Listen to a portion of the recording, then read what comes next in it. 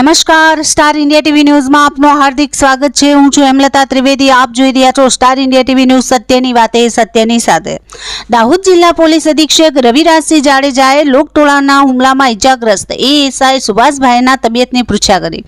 Jhalod ડિવિઝનના Chakaliya police સ્ટેશનના ASI Subhash નીનામાં અકસ્માત થયેલ વ્યક્તિને પેથાપુર ખાતે સીએચસી સેન્ટર લાવેલ હતા અને અકસ્માત થયેલ સ્થળ પરથી અકસ્માત થયેલ વાહનનો હટાવી લીધેલ હતા। તેને લઈ અકસ્માતમાં મરણ થયેલ વ્યક્તિના અંદાજિત 50 જેટલા પરિવારજનો દ્વારા એએસઆઈ સુભાષ પર પ્રાણઘાતક હુમલો કર્યો હતો, જેને લઈને તેઓની તબિયત લથડી ગયેલ હતી, જેને લઈને સુભાષભાઈને તાત્કાલિક જાલોદ ખાતે આવેલ સાજી હોસ્પિટલમાં દાખલ કરેલ હતા। તેઓને શરીરના અંદરની માર વાગતા તેઓને શરીરમાં બેચેની અને દુખાવો વધુ રહેતા તેઓને તાત્કાલિક જાલોદની રાધિકા હોસ્પિટલ ખાતે દાખલ કરવામાં આવ્યા હતા।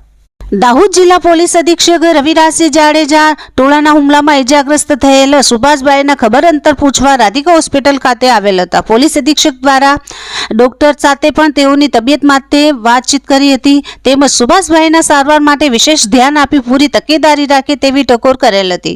પોલીસ અધિક્ષક રવિરાજસિંહ જાડેજાએ સુભાષભાઈના પરિવારજનોને કહ્યું હતું કે પોલીસ પરિવાર આ દુઃખની ઘડીમાં તેઓની સાથે છે, તેમજ પરિવારજનોને કોઈ પણ પ્રકારની કોઈ પણ તકલીફ છે કે કોઈ કામગીરી હોય તો તુરંત તેઓને જણાવવા કહ્યું હતું।